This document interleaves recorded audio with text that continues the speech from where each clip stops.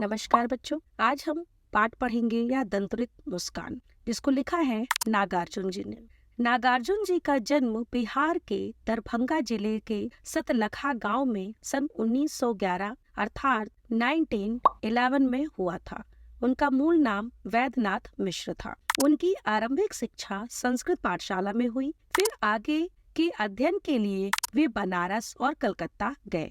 1936 में वे श्रीलंका गए। 1936 यानी 1936 और वहीं बौद्ध धर्म में दीक्षित हुए। दीक्षित का अर्थ है बौद्ध धर्म का ज्ञान लेना। 1938 में वे वापस अपने देश आ गए। 1938 यानी 1938 उन्होंने अनेक बार संपूर्ण भारत की यात्रा की। सन 1998 में उनका देहांत हो गया। 1998 यानी 1998 में। यह दंतुरित मुस्कान कविता में छोटे बच्चे की मनोहरी मुस्कान देखकर कवि के मन में जो भाव उमड़ते हैं, उन्हें कविता में कवि ने अलग अलग भाव से प्रकट किया है। कवि का मानना है कि इस सुंदरता में ही जीवन का संदेश है। तुम्हारी यह दंतुरित मुस्कान मृतक में भी डाल देगी जान।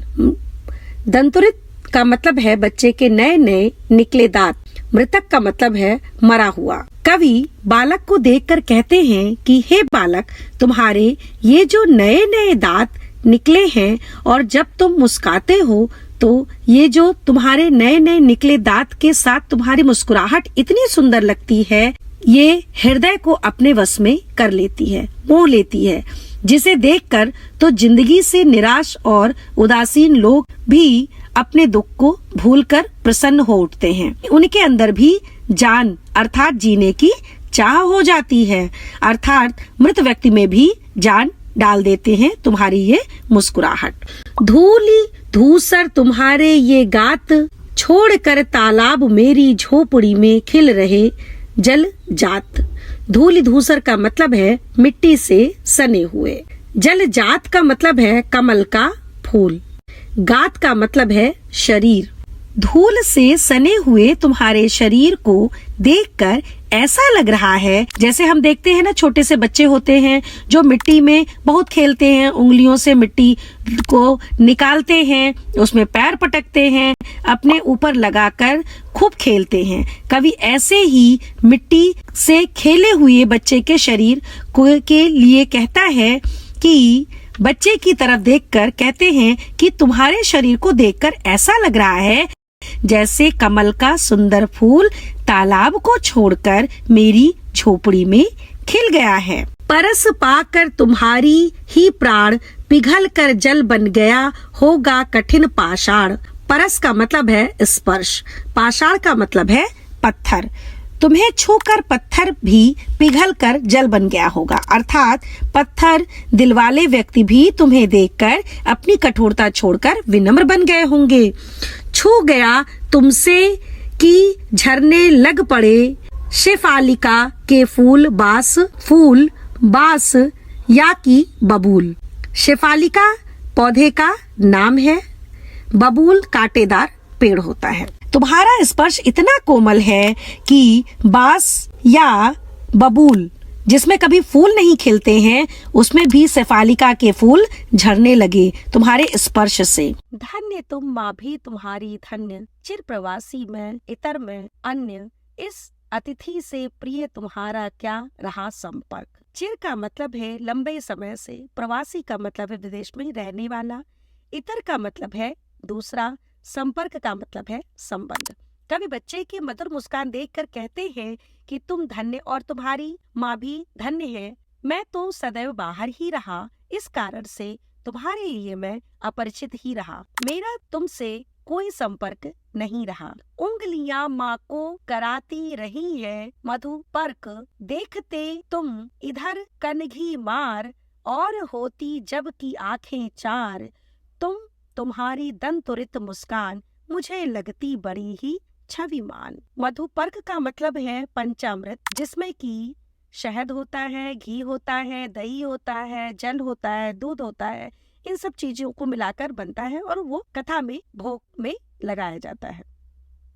कनखी मार का मतलब है तिरछी नजरों से देखना। छविमान का मतलब है सुंदर।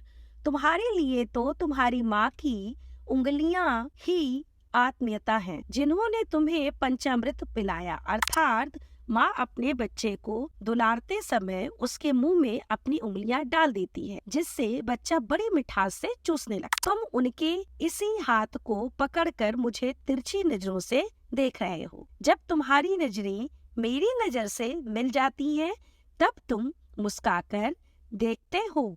उस समय तुम्हारे नए नए जो निकले दांत हैं, वे बड़े मधुर, बहुत सुंदर लगते हैं। मुस्कान मुझे बहुत ही प्रिय लगती है। नागार्जुन जी ने अपनी कविता फसल में दर्शाया है कि प्रकृति और मनुष्य के सहयोग से ही सृजन संभव है। कवि के अनुसार यह कविता कृषि संस्कृति के निकट ले जाती है। एक के नहीं, दो के नहीं, ढेर सारी नदियों के पानी का जादू। एक के नहीं, दो के नहीं, लाख लाख कोटि कोटि हाथों के स्पर्श की गरिमा। एक की नहीं, दो की नहीं, हजार हजार खेतों की मिट्टी का गुणधर्म। कोटि कोटि का मतलब है करोड़ों, स्पर्श का मतलब है छूना, गरिमा का मतलब है महिमा, गुण धर्म का मतलब है स्वभाव। कवि ने इस बात को स्पष्ट किया है कि लहलहाती फसल को पैदा करने में प्रकृति और मनुष्य दोनों का ही सहयोग होता है। इसलिए वह कहते हैं कि फसल को पैदा करने में केवल एक दो नदियां ही नहीं, बल्कि अनेक नदियां अपना जल देकर उसकी सिंचाई करती हैं। उसमें केवल एक दो मनुष्य का ही नहीं सहयोग होता है, बल्कि लाखों करोड़ों मनुष्यों का परिश्रम मिला होता है। उसमें केवल एक दो खेतों का ही नहीं, बल्कि हजार हजार खेतों की जो मिट्टी होती है और जो मिट्टी की गुणवत्ता होती है, वो उसमें मिली होती है। किसमें? फसल में। जब खेतों में लहलहाती फसल पैदा होती है, इस प्रकार प्रकृति और मनुष्य दोनों के संयोग से ही सृजन संभव है। अर्थात कवि का कहना है कि जो मेहनत लगती है और जो फसल तैयार होती है, वो एक के संयोग से नहीं है। जहाँ प्रकृति में मनुष्य का संयोग होता है, वहीं जो फसल है वो लहलहाती लगती है। फसल क्या है? और तो कुछ नहीं है, वह नदियों के पानी का जादू है, वह हाथों के स्पर्श की महिमा है, भूरी काली संदली मिट्टी का गुणधर्म है, रूपांतर है सूरज की किरणों का, सिमटा हुआ संकोच है हवा की थिरकन का। कवि कहते हैं कि फसल का कोई अस्तित्व नहीं है, वह तो नदियों द्वारा दिए गए उस पानी का जादू है जिसमें फसल की सिंचाई हुई थी। वह तो लाखों करोड़ों मनुष्यों द्वारा किए गए उस मेहनत की महिमा है का फल है। वह तो भूरी काली संदली मिट्टी का गुणधर्म है जिसमें फसल को बोया गया था। उस मिट्टी में वह तो सूरज की किरणों का बदला हुआ रूप है जिसके द्वारा फसल को रोशनी मिली। साथ ही इसमें हवा का भी समान सहयोग है। इस प्रकार इन सबके संयोग से ही खेतों में लहलहाती फसल खड़ी होती है। कहना है कवि का कि प्रकृति और मनुष्य दोनों का संयोग होता है, तभी चारों तरफ खुशियां ही खुशियां लहलहाती हैं। संदली का मतलब है एक प्रकार की मिट्टी को कहते हैं जो रूपांतर हो जाती है, बदल जाती है। संकोच का मतलब है झिझक और थिरकन का मतलब है नृत्य।